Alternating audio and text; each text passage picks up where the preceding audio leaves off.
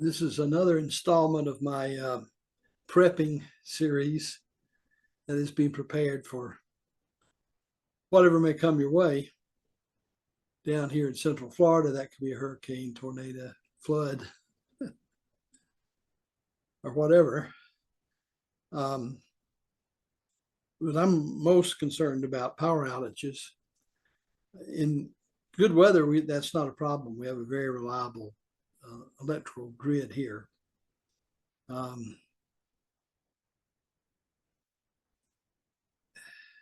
15 years ago, I guess, the electric utilities here in Florida decided that, let me back up and explain. We have very hot weather in the summer. So that's when the peak uses of power is by running their air conditioners. So in addition to their coal powered plants that they had running all the time, they built natural gas powered, what they call peaking plants. That is, they would put them on. Natural gas could come up to steam quickly, so it could take it on and offline as needed quickly. When they built those, natural gas was not cheap as it is now. But they did it mainly for the ability to put it online or take it offline quickly. Well, as it turned out, that worked out very well, because with fracking, that is extracting natural gas from shale deposits, we have a tremendous supply of natural gas, which has forced the prices down to less than half of what they were, maybe even lower than that. So now, as the coal-powered plants or units begin to reach their life and would have to be rebuilt, they're just taking them offline and adding additional capacity with the natural gas electrical plant. Those are much cheaper to build, much quicker to build. So we've been lucky because the price of natural gas went in our favor down here. So we have a very reliable power, assuming the power lines aren't knocked down. But here in Central Florida, I was here for Hurricane Charley, and while we had very little damage from the winds, the folks east of us, all the way to the coast, were without power up to 5 days. And without power, hey, the grocery stores don't open. How can they ring it up when there's no prices? All the cash registers are depend on their electronics, and no gasoline, because you got to have power to run the pumps. So the folks over that way, by the end of the 5 days, were hurting pretty bad. A lot of them had to flee to other areas. So all the motel rooms for 100 miles were all booked up. So what I'm trying to avoid is getting in that situation. So I'm canning food, so I have food. Because the water here is so heavy with lime and tastes bad, I distill my own water. I also need that for the batteries in my golf cart, which is my primary mode of transportation. You can't put water with lime in it into a battery, or it'd be kaput. So I have usually a Carboil 5-gallon container, always full, and then I have 4 or 5 gallons in addition to that. If we were about to have bad weather that might take down the power, I would fill up everything that would hold water. And I wouldn't be able to necessarily drink it. I could, and the push came to shove, but wouldn't have electricity to run my distiller. But anyway, I'm covering it best I can. And for a stove and light, I've decided that an alcohol stove and alcohol lights would be the best. They burn clean.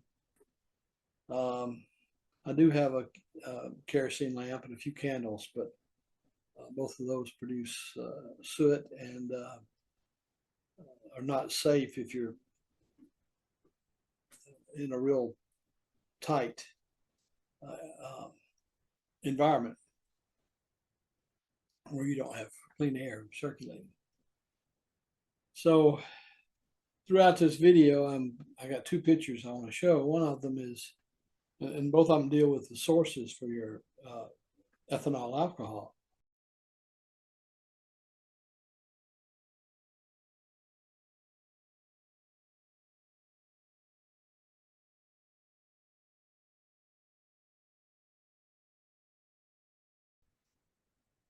The easiest, and for those of you who do not want to go, don't have the time to run a water still, and don't want to bother with it, you can buy denatured alcohol in any hardware store or Home Depot, Lowe's, wherever. But it's expensive. I bought some just to have it on hand, and a gallon of that was $27. Now, on a small alcohol stove and lanterns, that'll last a good while, but not forever. So in addition to that, I'm using my distiller to distill some ethanol. The picture that you'll see, I've got a sticker on it that says poison.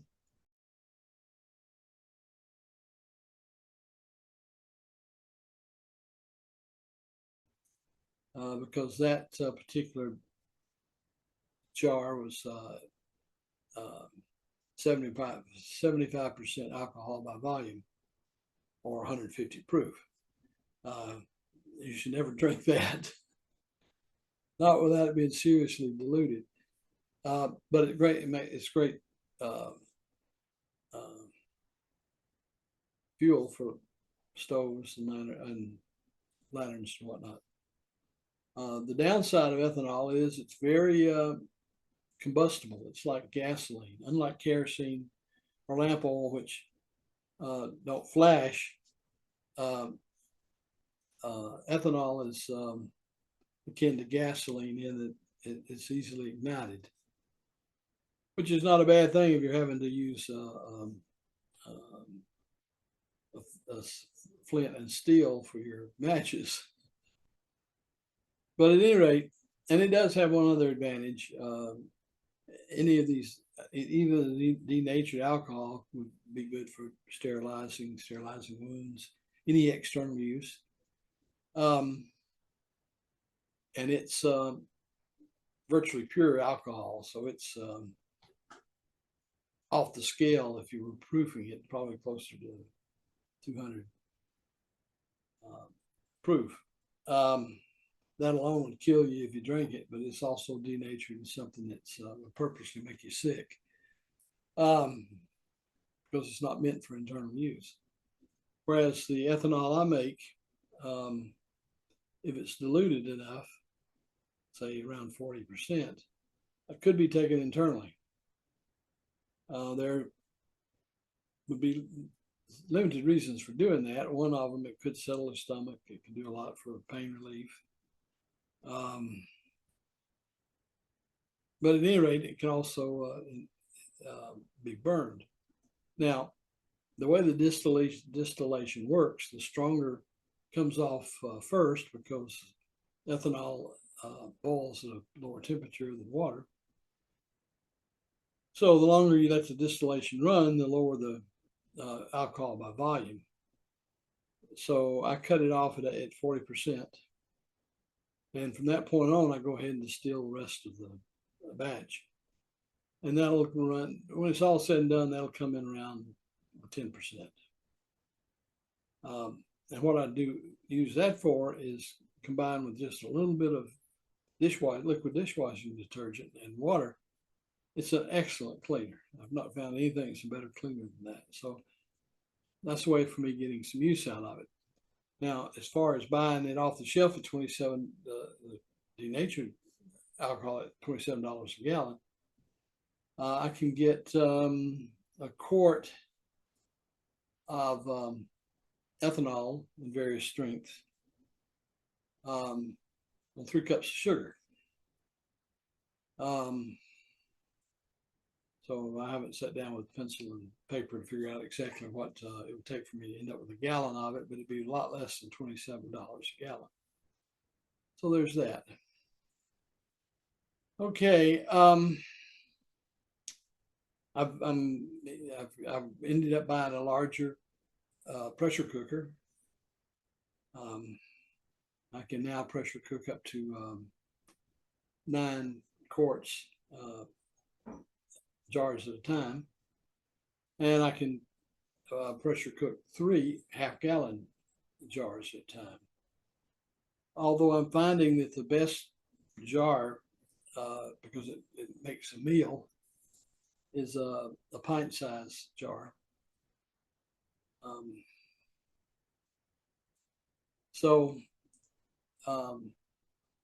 The important thing about the food I can is I do need to use it so that it gets rotated.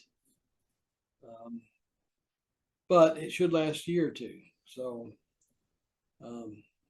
if we really got in a bad way in terms of long-term power outage or whatever, I could eat good for a while.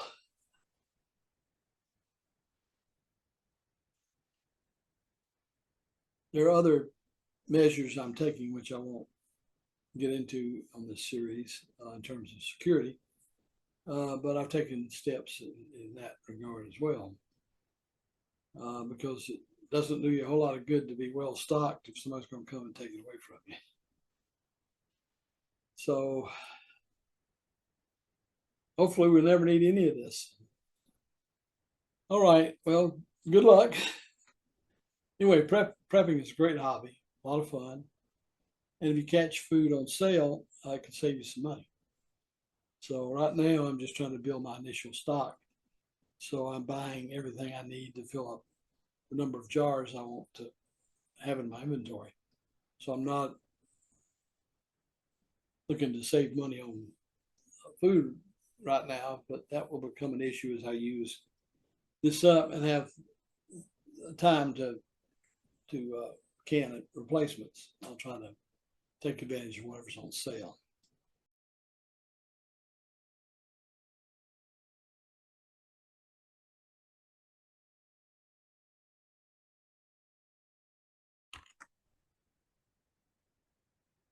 As I promised, I would speak a little bit about why I can speak with some authority about being prepared. While in the military, myself and 59 other members of our detachment were taken prisoner. This was in the Middle East. And for 32 days, we had no new food supplies. Now we were held prisoner in place, meaning that we were in our duty station. But when that food ran out in just a few days, we had nothing. So in 32 days, I lost 32 pounds. Part of that was starvation, and part of it was we all got dysentery from trading cigarettes to the ones holding us prisoner in exchange for bread. But the sanitary conditions under which that bread was baked gave us some relief from hunger, but it anyway, the thing that really saved us from real problems, long-term problems, was that we found an old barrel of powdered eggs.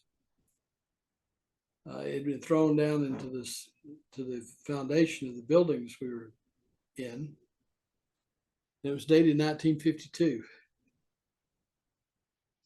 I mean, powdered eggs aren't good, even new ones, but those were really something.